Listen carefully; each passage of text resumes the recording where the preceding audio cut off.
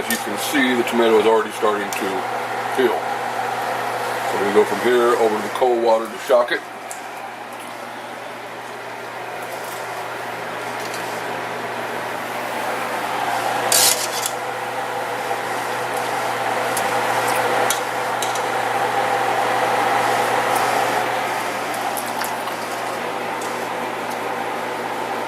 All these skins come off nice and easy. Gotta get them all peeled.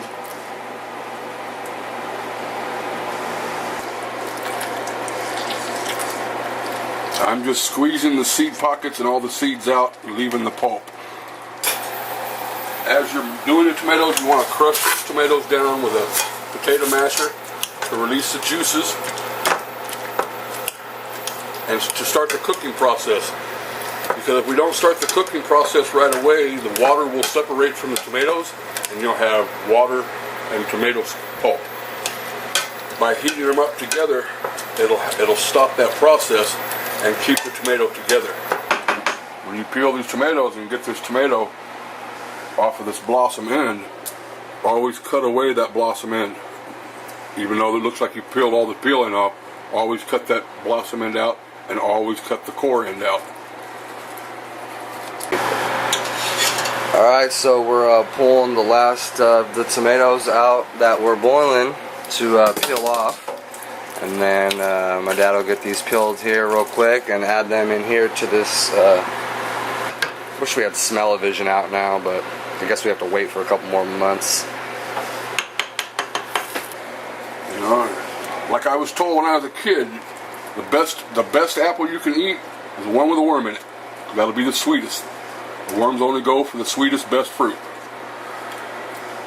So yeah, as you notice, I'm cutting out a lot of green. Yeah. Stem end, but as you have to. Yeah, like you said, it's better to get everything out the first time because you you can mess a whole batch of this up and it will be wasted, and that's something that you definitely don't want to do, is waste all the vegetables that you took the time and effort to grow, and then you go in here to do this final end process and you just screw it all up because you don't want to take the time and go through it thoroughly to get everything that you need to get out of there. So we got the pot going. It's got a nice steady boil to it. We're about to add some other ingredients. We have some celery we're going to add. We have a bell pepper we're going to add. And we have a third of an onion we're going to add. So sharpen the knife up a little bit. It's good to have a sharp knife.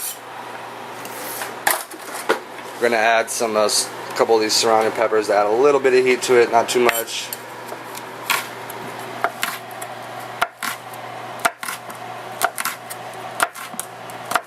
Seeds and all.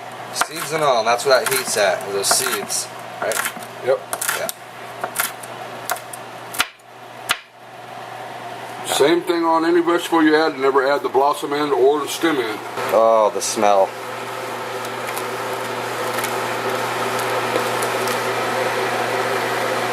You notice all this scum that's building up along the edges.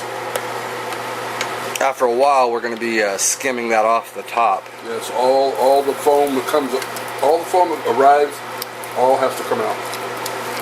So now we have to put salt and pepper and oregano in it. So we're going to add some, so we got some kosher salt right here. So I'm figuring this is about 4 quarts. So I'm going to add 2 teaspoons of salt.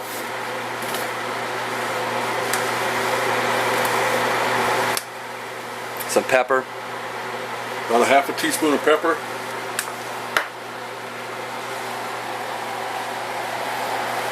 And then anytime you're using any kind of herb, dried herb,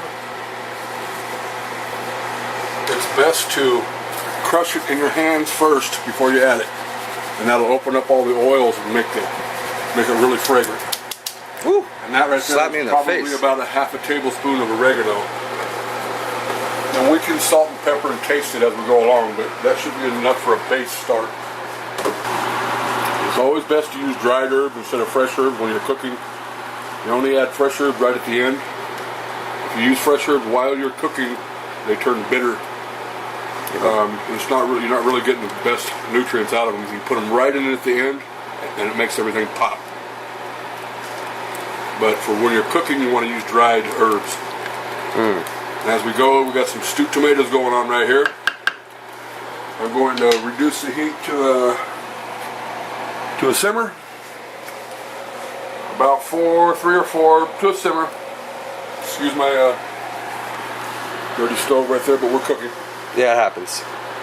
And now we're going to simmer this down probably for an hour, maybe 2. A little bit of Worcestershire sauce. We like that stuff around here. Lea and Perrins only. Lea and Perrins, and especially this thick. I found this, and I love this the most.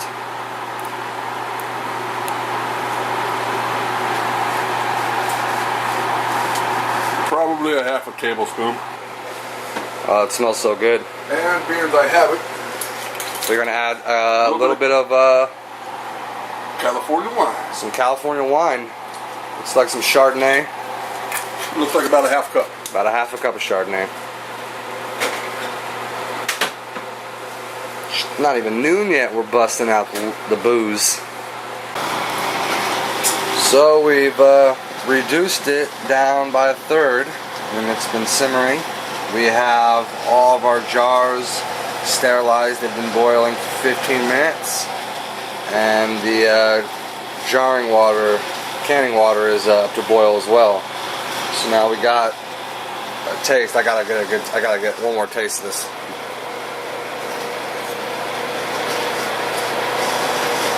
Oh yeah, that's the good stuff right there, guys. Again, it should be a crime it's so good. We got our equipment over here. Oh, that's steaming. Hot water. Hot water. For the lids over here, you don't have to have them in boiling water, just hot water. We got our lemon juice for each individual jar. And so we're gonna get this process going. Real important to have is a jar grabber. So we grab a jar, pour the water out.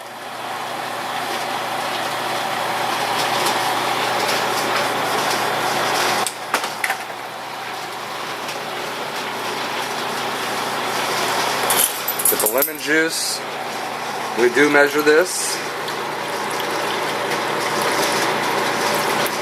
1 tablespoon 1 tablespoon per pint. per pint.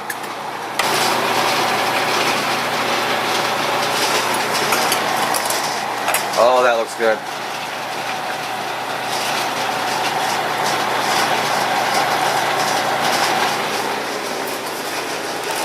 You want to fill it up to like A half-inch headspace. a half-inch headspace. I'll have to add to that, but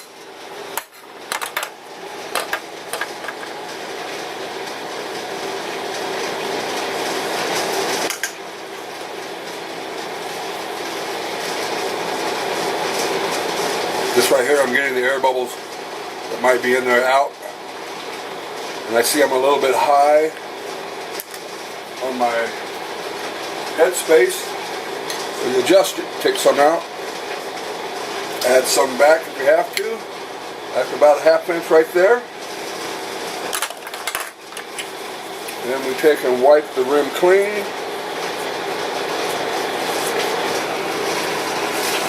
Got to make sure it's clean. You cannot mess that part up.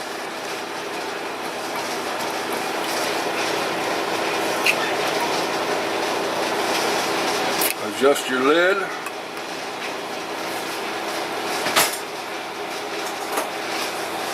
Add your ring.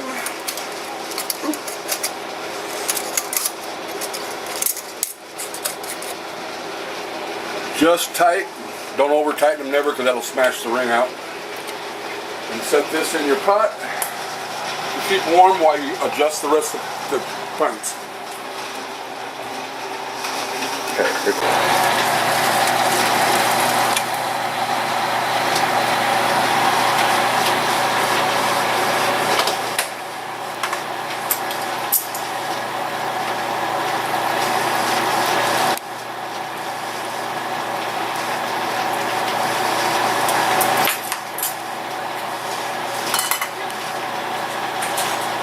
adding of this lemon juice is what keeps the acidity level up to where it needs to be.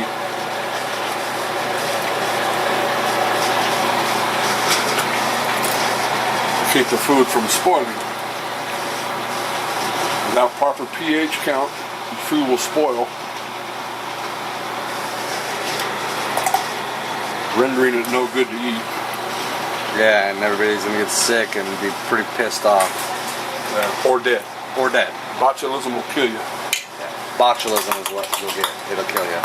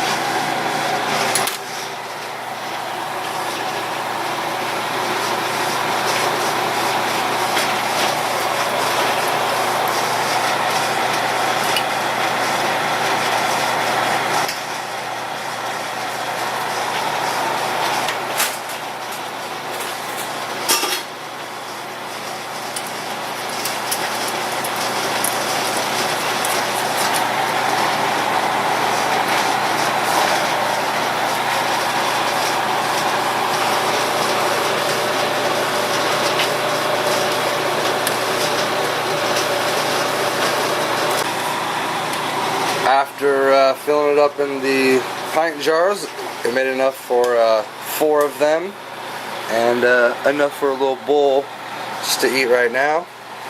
And now we're going to put the lid on it. Bring it back to full rolling boil, and then start our countdown. So after it comes back up to a full boil, then we will start the timer. Alright, so now we got at a full rolling boil. So now we'll count time 35 minutes. We'll go 40. So 40 minutes we're going to come back and we will be taking and letting these cool down. We'll turn the heat off and let them cool down for 5 minutes. 5 minutes in the pan, and then we can take the jars from the pan and set them on a folded towel to cool out of a draft till cool. Oh, left over into a bowl so we can just eat it like it is. Not gonna add nothing to it. Maybe a piece of stale bread. There we go. Stale bread. That would be excellent in there. Or just like it is.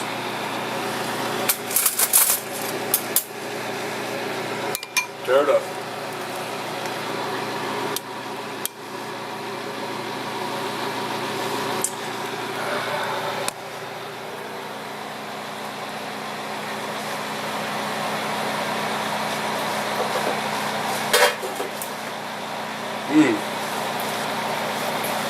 Oh man.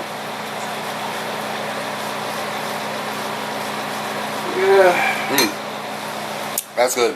That has a really good flavor. Oh. It's a crime.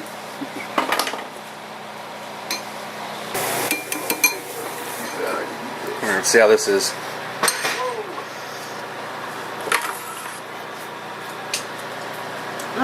Very good. You guys did a great job. Oh man. Well, lunch is served for me, everybody. This is what I'm eating for lunch. Time consuming, but everybody should try it. Yeah, everybody should get some cans. We only got 4, so we'll keep 2 of them out to eat in the next couple of weeks or so.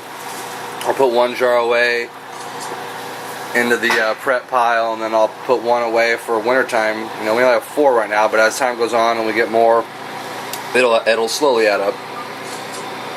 Yep. Thanks for watching, everybody, and talk to you later.